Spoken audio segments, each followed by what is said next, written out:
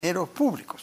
Hemos invitado a su secretario general, el señor Iván Lanegra, abogado y ex viceministro de Cultura, para que nos diga qué está pasando en el Perú de la crisis climática que se ha sobrepuesto de una manera súbita a la crisis social que estamos atravesando, que no está del todo resuelta, pero está puesta entre paréntesis. ¿Qué estamos viendo en el Estado que nos haga pensar que las cosas pueden corregirse como funcionamiento institucional y como transparencia? Bueno, lamentablemente, Fernando, lo que hemos visto es más bien la ineficacia, ¿no?, del Estado para atender problemas de largo plazo. Porque los temas de las emergencias climáticas no son un asunto que se atiende mediante la atención ya de, el desastre en curso, ¿no?, sino las acciones de prevención, de planificación, que requieren de un Estado capaz, operativo, ¿no? Y para que eso ocurra, a su vez, tienen que haber incentivos políticos. Porque si, por ejemplo, toda la política se limita a las cosas de corto plazo, todo es el día a día, y no hay espacio para las cuestiones de interés común y de mediano y largo plazo, estos temas siempre son pospuestos, ¿no? Y por otro lado, las respuestas que eventualmente se tienen a veces solamente son o maquillajes o respuestas que son muy parciales y que eventualmente pueden tener los mismos problemas que el resto del Estado. Ineficacia, corrupción y una situación en la cual al final el ciudadano se ve perjudicado porque es su vida la que se ve afectada ante una tragedia como esta. Concretamente, respecto del Congreso, han habido muchas críticas en las últimas semanas, desde que no nos vemos, sí, respecto de gastos públicos. El presidente del Congreso hizo renunciar al oficial mayor, pero mantuvo al director general de administración, no se entiende bien por qué. Y fuera del gasto en contratos y en contrataciones, han aparecido también gastos en viajes, incluso durante la crisis climática. Sí. Y sobre todo me parece que ustedes han hecho saber que hay muchos casos de congresistas que no dan cuenta de lo que hacen durante la semana de representación, que sin embargo es algo que financia el Congreso también.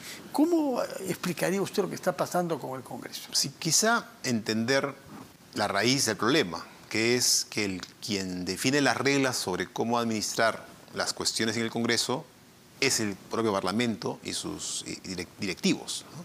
Entonces, Aunque se ha pedido una Contraloría que entre y haga una auditoría, ¿no? Una auditoría de las reglas que existen, pero las reglas las define en gran medida el propio Congreso. Y si no existen partidos políticos que estén pensando, por ejemplo, en el costo que puede implicar un escándalo, como un gasto superfluo o una situación en la cual el gasto no tiene ningún fundamento, entonces es difícil que esas reglas cambien, ¿no? El interés de corto plazo, que es tener algún tipo de, inclusive, privilegio, se impone. Y esto además, sumado a políticos muchas veces pues improvisados también, o sea, personas que no tienen una experiencia de lo que implica el servicio público, porque un congresista también es un servidor del Estado, un servidor del ciudadano. Y los bienes que recibe, los dineros que se ponen a su disposición son para cumplir funciones públicas en beneficio de la gente. No tenemos derecho a saber qué es lo que hacen, ¿no? Desde y luego. Por qué toman cuartos de 5 estrellas y comidas de más de $100. Sí, más en un contexto en el cual el resto del aparato público está en austeridad y en donde hay situaciones en las cuales se dice frente al ciudadano, ¿no?, que hay pues un Congreso que no está cumpliendo adecuadamente con su rol. O sea, eso suma, ¿no?, a los problemas de una visión negativa de la ciudadanía respecto del Parlamento. Y eso se ve en las encuestas sin ningún lugar a dudas, ¿no? Por otra parte, ustedes participaron en el debate que hubo respecto de la conveniencia o no de un adelanto de elecciones. Así es. Hay que decir que la iniciativa vino del Ejecutivo, es decir, la presidenta misma quería acortar su mandato después de haberse expresado de una manera diferente al principio, ¿no? Pero rápidamente lo propuso formalmente a través de un proyecto de ley y después otro proyecto de ley ante el Congreso. Ambos fueron rechazados. Y ha habido un debate que ha ido perdiendo intensidad, en realidad, hasta el punto de que muchos han ido cambiando, no lo ha dicho el ingeniero Siones hace un instante, pero también junto a él partidos enteros, como Acción Popular, cuyos 14 miembros en un momento dado de la bancada se manifestaron contra el adelanto de elecciones, adhiriendo a las tesis que había defendido, por ejemplo, Renovación Popular. ¿Cómo ve usted la evolución de la opinión pública respecto al adelanto de elecciones? Pues con una clara consistencia en el ser favorable a acordar los mandatos de los poderes electos en el año 2021. Si uno mira todas las encuestas, dependiendo de cuál quiera mirar, entre 8 a 9 de cada 10 personas que son encuestadas señalan que sí, que preferirían un adelanto, sea en el 2023, este año, o en el 2024. Digamos, en ese sentido, más bien hay una consistencia y una claridad. Ustedes, en Asociación Civil Transparencia. No, también, o sea, también creo que hay una claridad en un de la sector opinión importante pública, de los encuestados. Tema, sí. Ya, pero hay los argumentos que hemos escuchado ahora del señor Sillonis. Tenemos que aprender a votar bien y tenemos que apechugar, creo que se dice, ¿no? Ya votamos mal, pues nos tenemos que quedar con estos congresistas y con esta presidenta que fue elegida en la fórmula de Pedro Castillo y que a pesar de que ella misma no quiere quedarse. Creo que hay sí una inconsistencia respecto de lo que pasaba con el presidente Castillo, porque hay que entender que este tema de adelantar elecciones no surgió recién con Boluarte. No. Vino ya con el presidente Castillo. Y en ese momento las voces eran muy críticas, diciendo, ahí sí no había el tema de que ya elegimos mal y hay que seguir, sino más bien habían voces que buscaban de alguna u otra manera ver la forma de acortar el mandato. Y lo que nosotros dijimos en un primer momento es que cualquier tipo de corte tiene que ser en el marco de la Constitución. O sea, no podemos ir en contra de las reglas que están establecidas por nuestra democracia. Ahora, la situación más bien ha llevado a que el número de personas que estaban de acuerdo con las elecciones, en lugar de reducirse, haya crecido. Entonces, lo que estás teniendo es una situación en la cual un sector de dirigentes, digamos, nuestra clase política, por así decirlo, va en un sentido y la ciudadanía va en el otro. Y el problema es que es una situación que tarde o temprano va a generar un costo y un problema de gobernanza para el gobierno y para el Parlamento. No es inmediato, ¿no? Creo que lo que está ocurriendo con los eventos climáticos está afectando un poco esa dinámica, pero eso va a pasar y eventualmente este problema va a volver a surgir y va a haber un cuestionamiento serio, y por esa razón creo que el Congreso tiene todavía la oportunidad, ya no posiblemente para este año, pero para el próximo para quizá, abril, que en realidad era el proyecto inicial de la Comisión de Constitución, proyecto que se aprobó mayoritariamente en esa comisión, sí, y cuyo dictamen fue modificado por el propio presidente de la comisión, señor Guerra García, y eso es lo que ha llevado a todas estas incertidumbres y fracasos, ¿no? Bueno, en parte creo que esa primera votación era solamente una señal momentánea, pero no un acuerdo claro, porque si hubiera sido parte de una voluntad muy firme respecto a la necesidad de un adelanto, ya hubieran tomado esa decisión nuevamente. O sea, hubiéramos tenido una votación al menos de 66 votos para ir a un referéndum y pedirle a la ciudadanía que decida si es necesario acortar o no el mandato. Bueno, por otra parte, todos los debates sobre instituciones conducen a la situación de los partidos políticos en nuestro país. Transparencia tiene una relación permanente con los partidos políticos, promueve la formación de cuadros y la existencia de partidos con una visión de país, con ideas de base a partir de las cuales diseñan sus políticas públicas. Pero la realidad es que los partidos parecen estar cada vez peor, y esto pese al financiamiento público que ahora reciben. Sí, creo que se requiere primero hacer un balance de los instrumentos que ya tenemos. De hecho, Transparencia va a promover durante este año y el próximo trabajos para tratar de ver cómo mejorar las herramientas que ya disponemos, ¿no? y cómo ayudar a los partidos a aplicar de una mejor manera estas reglas. Creo que es un elemento importante. ¿Cuáles son esas herramientas de las que ya Por disponemos? ejemplo, el financiamiento público es una herramienta, y es evidente que si es bien utilizado puede ayudar a mejorar las capacidades en un partido. Y también hay que ver cómo mejoramos la regulación desde la OMPE, ¿no? Para que ayude a los partidos, en caso no tengan los incentivos suficientes, a usar estos recursos de tal manera que se mejoren capacidades partidarias, se mejoren las posibilidades del partido de tener una mejor representación y una calidad de representación. Luego necesitamos, es otra dimensión, por ejemplo, hacer que cosas que son positivas, como la aplicación de la paridad de alternancia, sea acompañado también con oportunidades de mejoras de capacidades de las mujeres que acuden digamos, participar en las elecciones. Luego tenemos todas esas herramientas que se han generado para ir, por ejemplo, hacia unas elecciones primarias.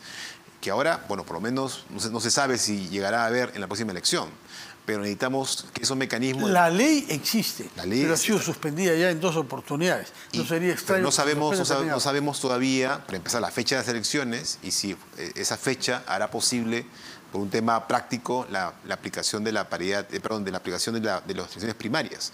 Pero si eso ocurriera, también tenemos que trabajar con los partidos, ¿no?, para garantizar de que ese proceso sea lo mejor posible. O sea, que sea aprovechado, por ejemplo, para que no haya tanta fragmentación de los partidos, ¿no? Las primarias pueden usarse, por ejemplo, para que partidos que tienen posiciones más o menos similares vayan a unas primarias y elijan un candidato común de una alianza. Eso permitirá aglutinar el voto y darle también a la ciudadanía, ¿no?, una oferta más clara, representativa de un sector de la ciudadanía, porque lo que necesitamos es un problema serio, ¿no? Serio, es evitar que existe la ambición. El próximo Congreso sea tan fragmentado como el actual. Sí. Que me parece que eso es algo que está estamos generando un problema camino muy a serio. eso, porque si uno mira el número de partidos que están buscando inscribirse y lo añade a los que ya existen, sí, vamos a tener un número muy más similar, de 19 candidatos. Un número muy ¿no? similar al anterior. Ya. Ahora, si promovemos o, por ejemplo, alentamos la formación de alianzas y generamos incentivos para que eso ocurra, por ejemplo, podemos ayudar a que esa situación de fragmentación, ¿no?, de los partidos, de tener casi 20 partidos, por ejemplo, en la próxima elección, sea un problema para la democracia, ¿no? Y en ese sentido hay partidos que han planteado en el Congreso algunas ideas interesantes, ¿no? Por ejemplo, no castigar con una valla más exigente a las alianzas. Por ejemplo, bueno, ya no es 5%, sino por ejemplo, 1% más por cada nuevo partido que se coaliga. Puede tener una discusión, evidentemente todo tiene pros y contras, pero uno puede decir es razonable, se puede promover eso, ¿no? Otra cosa, por ejemplo, garantizar de que los líderes políticos de los partidos que postulan a la presidencia también postulen al Congreso, para que cuando se elija a un nuevo parlamento, los líderes no queden fuera del sistema político, no queden dentro. O sea, como ha sucedido acá con varios de ellos que además se han quedado callados, ¿no? Exactamente. Entonces, tenemos que crear mecanismos que garanticen de que haya mejores posibilidades de alianzas previas, pero también de liderazgos al interior del Congreso que permitan aglutinar mejor al momento de tomar decisiones de ese tipo, que son complejas y difíciles. Ahora, hay otro punto en relación a los partidos nuevos, de los partidos que están formándose. Hay muchas quejas de esos partidos o de esas iniciativas de una actitud reglamentarista que estaría prevaleciendo en el sistema electoral. Me hablan, por ejemplo, de que las 20 y tantas mil firmas que tiene que presentar uno de miembros, esta vez no de firmantes, sino de miembros, son rechazadas en algunos casos porque no hay una tilde. Sí. Es el mismo apellido, pero había una tilde en la partida de nacimiento y no en el documento que se llena ante el organismo electoral. ¿Cuál es su opinión? Eso tiene que corregirse. Es cierto. Hay un exceso de reglamentarismo. Y además, no solamente en el tema de la inscripción de los partidos, al momento de querer, digamos, formalizar, ¿no?, la incorporación de un partido al sistema de partidos. También hay un problema cuando se presentan ya las candidaturas. Hay múltiples exigencias y a veces la razón por la cual se excluye a un candidato o una candidata es porque se equivocó en un número en el momento de su declaración de hoja de vida. O no declaró un auto que su esposa tenía. Me parece que sí, pasó justamente al señor Sillones, un auto del cual que su esposa... Sí, ha habido un caso de una persona que tenía un auto en los años 70, pero que nunca dio de baja, y resulta que el auto sigue en el sistema sigue existiendo, aunque ya claro, eso era una chatarra inservible que ya nadie utilizaba. Entonces, ese tipo de cosas necesitamos corregir, porque efectivamente termina castigando de una manera excesiva situaciones que en verdad no ameritan, ¿no?, consecuencias tan dañinas como la exclusión de una persona o de un partido de una elección. Ahora, pese a todo, pese al dinero que reciben, en parte destinado a la formación, no sabemos que los partidos políticos tengan actividades formativas, que den charlas a las que eventualmente el público puede asistir y sobre todo que dialoguen entre ellos. No, eso sí hay un problema serio, ¿no? Creo que los reportajes de los medios de comunicación sobre el tema han sido muy claros. O sea, lo que hay es incluso muchas dudas, ¿no?, si no estamos frente a una desviación de fondos para fines particulares en lugar de la atención de los fines públicos para los cuales fue otorgado ese financiamiento.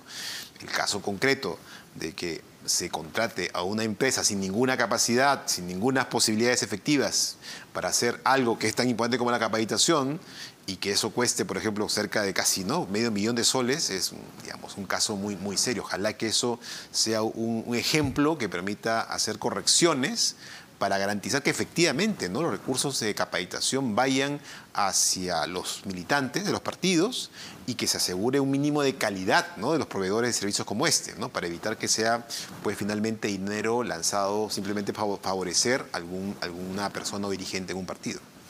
Iván La Negra, secretario general de la Asociación Civil Transparencia, muchas gracias por su presencia.